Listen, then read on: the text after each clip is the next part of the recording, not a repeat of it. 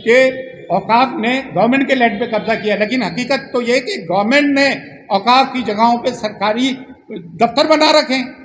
झूठ बोला जा रहा है जमाने को। और दुनिया का सब में बड़ा औकाफ हिंदुस्तान का सेकंड नंबर पे टर्की का आता है। मेरे जद हजरत अली ने कहा है कि मैं कुफ्र की हुकूमत बर्दाश्त कर सकता हूँ, जुल्म की नहीं। और हुसैनियत का मतलब यह है कि बातिल के खिलाफ आवाज़ बुलंद करना।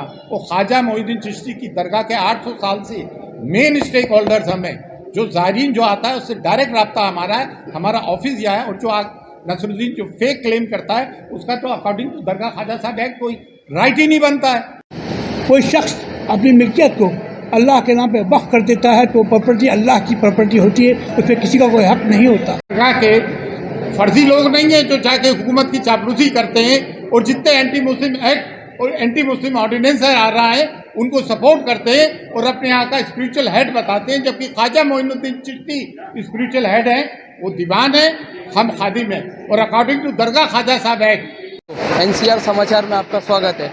जैसा कि सेंट्रल गवर्नमेंट द्वारा 2024 के अंदर वक्फ बोर्ड को लेके एक बिल पास किया गया था, उस बिल को लेके आज दरगाह के खादिम समुदाय में आक्रोश है और उन्होंने एक प्रेस कॉन्फ्रेंस का कार्यक्रम रखा है।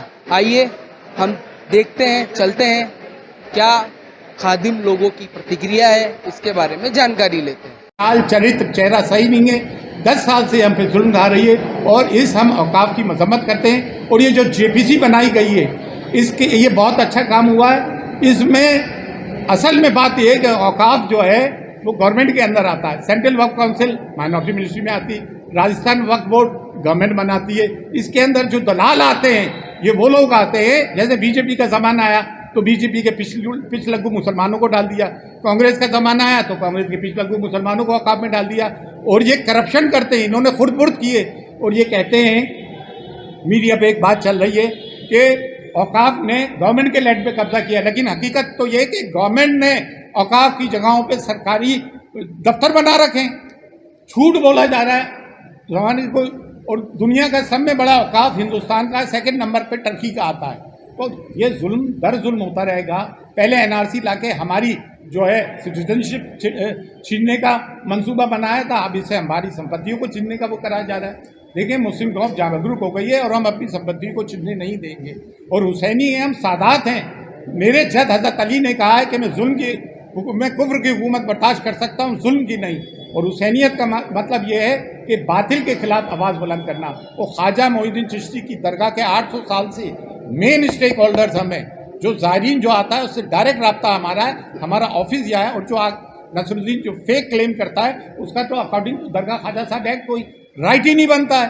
तो ये एक मीडिया को भ्रमित, गवर्नमेंट को बेवकूफ़ बनाया जा रहा है, देशवासियों को बेवकूफ़ बनाया जा रहा है। और ये जो लोग दीवान भाग गया था आले रसूल अली खान, उसको जस्टिफाई करने के लिए अपने आप को देशभक्त बता रहा है। जो लोग कल तक अंग्रेज़ों की गुलामी करते थे आज देशभक्ति का तमगा लेके घूम रहा है। जंग आज़ादी में तमाम कुर्बानियाँ, ज़्यादातर कुर्बानियाँ हम मुसलमानों ने दी हैं। हम इस वक्त एक्ट की निंदा करते हैं। और ये वक्त वो है जो अल्लाह की राह में प्रॉपर्टी को दे दी जाती है। और जो जैसे मैंने किसी को वक्त को प्रॉपर्टी दान की तो अब मैं उसका क्लेमेंट नहीं रहा, वो मेरी भी प्रॉपर्टी नहीं रहती है। कोई शख्स अपनी मिल्कियत को अल्लाह के नाम पे वक्फ कर देता है तो प्रॉपर्टी अल्लाह की प्रॉपर्टी होती है, उस पर किसी का कोई हक नहीं होता। जो आदमी वक्फ करता उसका भी उस पर कोई हक नहीं रहता, वो फी सबिलिल्लाह हो जाती है। आज जिस तरह मस्जिद की मिल्कियत अल्लाह की मिल्कियत है, उसका कोई मालिक नहीं है तो उसको ना कोई बेच सकता ना कोई खरीद सकता, उसका एहतराम सब पर वाजिब होता है। इसी तरीके से हमारे मुल्क हिंदुस्तान में जितनी वक्फ की प्रॉपर्टी, दुनिया में ऐसी प्रॉपर्टी किसी के पास नहीं, वक्फ की प्रॉपर्टी किसी के पास नहीं। आज जो मामला है वो ये है कि गवर्नमेंट अमेंडमेंट लाना चाहती है।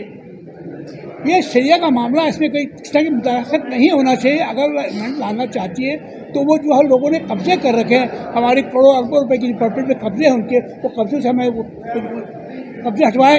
और अगर कब्जे ना हटा सकती तो उस प्रॉपर्टी में जो आज के किराए के हिसाब से वो हमें पेमेंट करे, ताकि उससे हमारी कौम की फलाह बहबूद, हमारी कौम की फलाह बहबूद। उस पैसे से हॉस्पिटल बनाया जाए, स्कूल बनाया जाए और जो भी फलाई काम हो फलाई काम करें, ताकि हमारी कौम किसी की मोहताज ना हो, वो हमारी कौम भी तरक्की करे और मुल्क की तरक्की भी हो।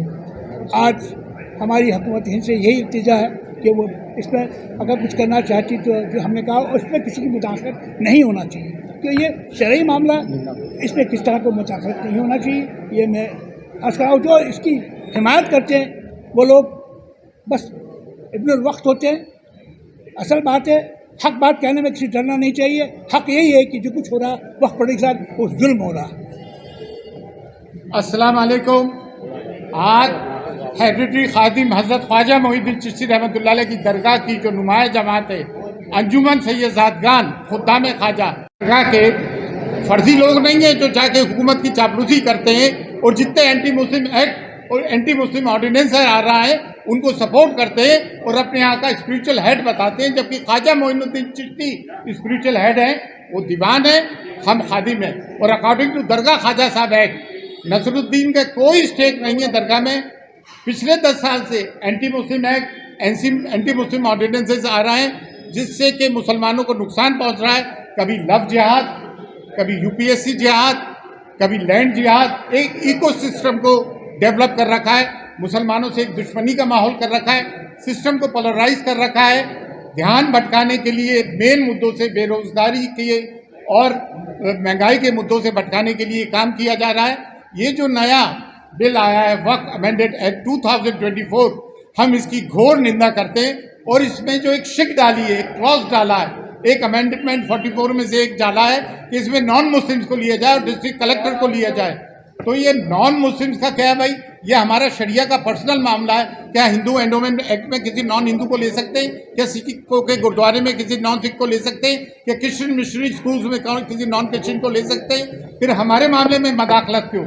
कभी हमारे प्रॉफिट मोहम्मद सल्लल्लाहु अलैहि वसल्लम की शान में गुस्ताखी होती है, कभी ख्वाजा मोइनुद्दीन चिश्ती रहमतुल्लाह अलैह की शान में गुस्ताखी होती है, कभी मॉब लिंचिंग होती है। हम तो किसी के धर्म गुरुओं के बारे में बुरा नहीं कहते हैं। हमारे लिए सब क्यों हो रहा है? स्टूडेंट्स लड़ते हैं स्कूल के तो उसको हिंदू मुस्लिम का रंग दे दिया जाता है। जिसके साथ भी जुल्म हो रहा है, अगर कोई सच्चा मुसलमान है तो जालिम की मुखालिफत करना चाहिए, जुल्म के खिलाफ खड़ा होना चाहिए। और अगर हम पे जुल्म हो रहा है तो बाप आगे दौल बोलना चाहिए। हुसैनियत का मतलब यह है कि बातिल के खिलाफ आवाज़ को बुलंद करना, ये हमारा मामला है। देखें, हमारे मामले में जो है हमारे 3 इश्यूज हैं खुद्दाम ख्वाजा के, और हमने इन तीनों पे प्रिवेल किया है। एक तो हमें हुब्बे वतनी है, वतन से मोहब्बत, यहाँ के सांप्रदायिक सौहार्द को हमने हमेशा प्रमोट किया है, डाइवर्सिटी कल्चर को हमने प्रमोट किया है, गंगा जमनी तहजीब को प्रमोट किया है, और आलम इंसानियत, आलम इस्लाम और दीनों मिल्लत पे जब भी परेशानी आई है हमने बोला है।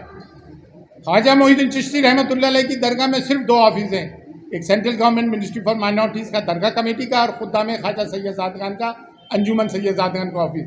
यहाँ और किसी का ऑफिस नहीं है, सब बकवास है। और हुजरे भी खुद्दाम ख्वाजा के हैं जहाँ तबर्रुक तकसीम किया जाता है। यहाँ पे जितना भी लंगर होता है, रिलीजियस सेरेमनीज होती है, इंडिविजुअल कैपेसिटी में और कलेक्टिव कैपेसिटी में अंजुमन सैयदातगानी उसको अंजाम देती है।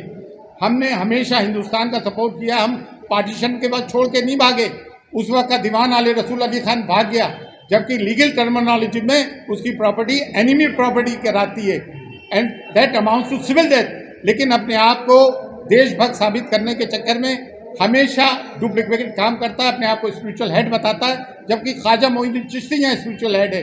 ये ऑल इंडिया सूफी सज्जादा नशीन काउंसिल, ये एक फेक बॉडी है। इसमें वो लोग हैं जो इब्नुल वक्त हैं, ये कहते हैं कि हम पूरे हिंदुस्तान की दरगाहों को रिप्रेजेंट कर रहे हैं। अरे यहाँ पे दीवान ज़ैनुल आबिदीन अली साहब जब आते हैं तो सिक्योरिटी लेकर आते हैं। इन्होंने 95 में सिक्योरिटी हासिल की कि आस्थाने में 95 में गरीब नवाज के उर्स चल रहे थे कि खुद्दाम ने गोली चलाई, जबकि कोई गोली नहीं चली, कोई जख्मी नहीं हुआ। ये कह के सिक्योरिटी हासिल की। अपनी सिक्योरिटी को इंटैक्ट रखने के लिए जो भी दिल्ली में गवर्नमेंट बैठती है उसकी मदासराई करते हैं, उसकी चापलूसी करते हैं, और मीडिया इनको ये कह के प्रमोट करती है स्पिरिचुअल हेड है, ये 800 दरगाहों को रिप्रेजेंट कर रहा है। ये यहाँ की दरगाह को रिप्रेजेंट नहीं करते। मेन स्टेक होल्डर्स हमने देखे, लिम्पी काउ डिजीज में हमने डोनेशन दिया, कारगिल वॉर में दिया, चाइना वॉर में दिया, गुजरात अर्थक्वेक में दिया, प्राइम मिनिस्टर रिलीफ फंड में दिया, चीफ मिनिस्टर रिलीफ फंड में दिया, Turkey earthquake, Syria earthquake, tsunami relief fund. और जब पार्टीशन में खुद्दाम यहाँ से चले गए 1947 में, हमने उनका हिस्सा बंद कर दिया। ये दीवान का हिस्सा चालू क्यों है? That amounts to civil death. Nasruddin की दरगाह Khwaja Sahab act is govern by Sunni Hanafi school of thought. उसमें रूल ऑफ प्रोमिनेचर नहीं चलता, औलाद दर औलाद नहीं चलती है भाई। इसका नसरुद्दीन का दरगाह ख्वाजा साहब एक्ट के हवाले से दरगाह में तो लीगल रोल ही नहीं है। दूसरी बात, ये अपने आप को सज्जादा नशीन कहते हैं।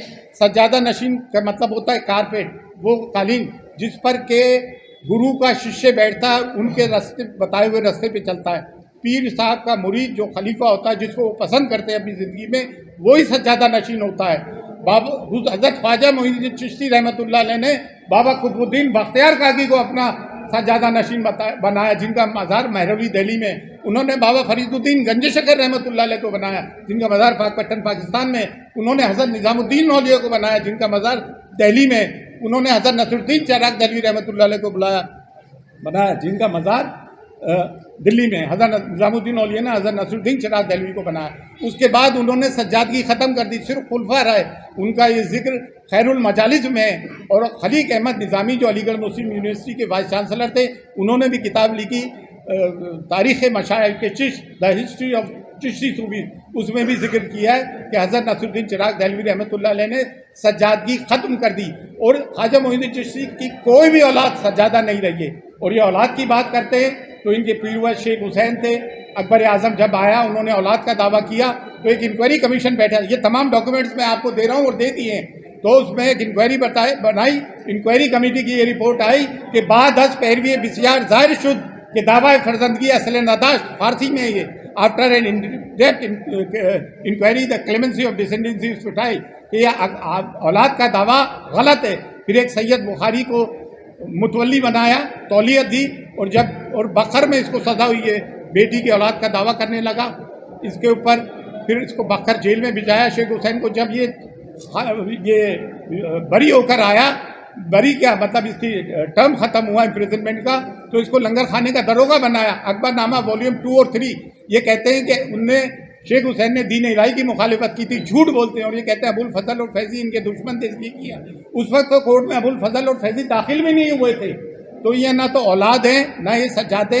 हमने तमाम डॉक्यूमेंट्री एविडेंसेस अकबरनामे के आपको दे दिए ओरिजिनल, जो हमने अलीगढ़ मुस्लिम यूनिवर्सिटी की मौलाना आज़ाद लाइब्रेरी से हासिल किए। उस पर बाकायदा सील लगी हुई है। ये बरसों से झूठ बोलते आ रहे हैं, लेकिन हम इन्हें नज़रअंदाज करते आए। दुनिया जानती है कि 365 डेज 24/7 खुदाम ख्वाजा हुजूर गरीबनाज के मज़ार की तमाम रसूमात अदा करते हैं। आस्थाने की चाबियाँ वंशानुग्रत हेरिडिटी कैपेसिटी में हमारे पास है, जिसे हम खलीद बरदार कहते हैं। दुआ खैर हम करते हैं। कोई एक आम आदमी आए, प्राइम मिनिस्टर आए, प्रेसिडेंट आए, उलमा आए, मशाक आए, तमाम को ज़ियारत हम कराते हैं। मुहर्रम अब हमने आपको दिखाया और सुनाया कि अजमेर के खादिम समुदाय के लोगों की क्या प्रतिक्रिया है। कैमरामैन तौसीफ के साथ मैं मोइन गोरी, NCR समाचार के लिए अजमेर।